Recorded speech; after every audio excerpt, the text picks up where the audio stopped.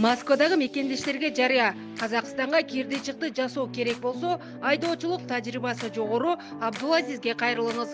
Жолго чыгаар алдында кара тизмеде бар жок экениңизди акысыз текшерип берет.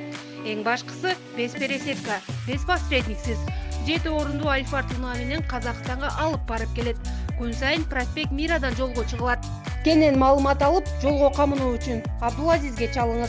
89 77 873 50 80. Арстан Алайдын кызы атасы өз жанын кыймак эместигин айтты. Абакта каза болгон Арстан Алайдын кызы Оксана Арстанбекова атасы өз жанын кыймак эмес экенин билдирди. Бул тууралуу ал Азаттыкка берген маегинде билдирди. Анын айтымында атасы Арсланбек Абдулдаевка коюлган айып олуттуу эмес болгондуктан камактан кооптонгон эмес. Туугандарынын тынчсызданбоосун да жактоочу аркылуу жеткирген. Сот Бишкек шаардык сотунда саат 15:00 өтүшү керек болчу. Бизге сот ачык болот. Аны ошол жерден көрө аласыңар деп айтышкан. Бирок конвойлор аны алып келишкен жок. Саат 12:00 СИЗОдон 31 колонияга которулду. Жактоочулар менен тергөөчүлөр да эмне себептен которулганын билишпейт.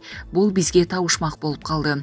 Түнү менен уктай албай басып жүргөндүктөн улам которушканын айтышты. Бирок бул чыныгы себеби болушу мүмкүн эмес.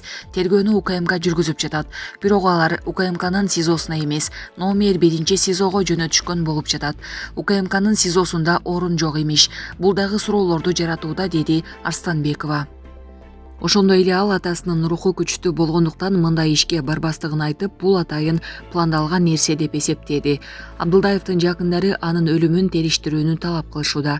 Беле кетсек 5 январь күнү саат 5:15 чамасында Юстиция министрлигине караштуу жазаларды аткаруу кызматынын атайын дарылоо түзөтүү мекемесинин ашканасында айыпталуучу Арсланбек Абдулдаев асынган абалда табылган.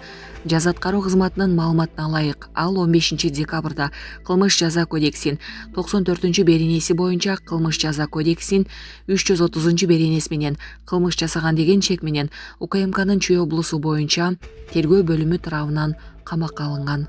Булак Суперкежи. Интернетке Арстан Алайдын акыркы мүнөттөрү делген видео тарады.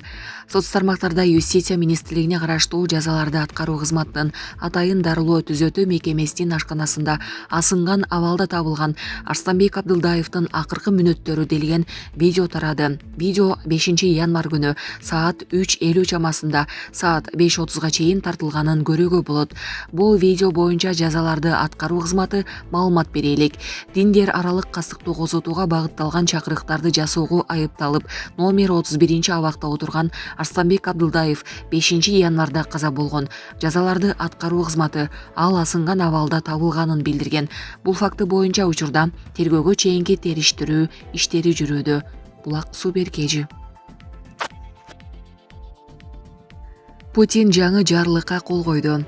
Орусияда армия менен келишим түзгөн чет элдик жарандарга оруч жарандыгын алууга уруксат берилди. Орус президенти Владимир Путин Украинага каршы атайын аскердик операция учурунда орус армиясындагы чет элдик жарандарга жарандык берүү боюнча жарлыкка кол коюлду. Жарлыкка ылайык Украинада уланып жаткан жана Орусияда атайын аскердик операция деп аныкталган согуштун алкагында орус армиясы менен келишим түзгөн чет элдик жарандар жана алардын үй бүлө мүчөлөрү орус жарандыгын алуу үчүн кайрыла алышат. Булак Назар Ньюс Кежи. Сомдун курсун кармап туруу үчүн Улуттук банк былтыр канча акча сарптады? Улуттук банк сомдун курсун кармап туруу үчүн 2023 жылы валюта рыногунда аз дегенде 655,7 миллион доллар сатты. Адатта башкы банк курстун өйдө ылдый болгон секиригин кармап туруу үчүн же Америка валютасынын ашыкча көбөйүп болбосо жетишпестигин жоюу үчүн доллар сатып же сатып алат. Бул үчүн банкта алтын резервтери бар.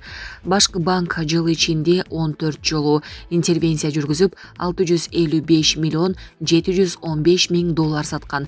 Эң ири интервенция былтыркы жылдын январь айында жүргүзүлүп, анда 100 миллион доллар сатылган. Былтыр Улуттук банк доллар сатып алган эмес. Ал эми доллардын курсу 2023 жылы Улуттук банкта 85,7 сомдон 89,3 сомго чейин өзгөрүлүп турган. Булак Назар Ньюс Кежи. Түндө Кыргыз-Өзбек чек арасында жер титиреди. Кече 5-январда саат 22:59 Кыргыз-Өзбек чек арасында көчө 3 балга жеткен жер титирөө катталды. Бул тууралуу Улуттук Илимдер Академиясынын сейсмология институтунун маалымат кызматы билдирди. Маалыматка ылайык, жер титирөөнүн очогу Өзбекстандын аймагында Наманган шаарынан 25 км түндүк чыгышта, Үч Коргон айылынан 25 км түндүк батышта, Ташкөмүр шаарынан 40 км түштүк батышта, Ош шаарынан 110 км түндүк батышта жайгашкан. Кыргызстандын калктуу конуштарында жер титирөө сезилген жок.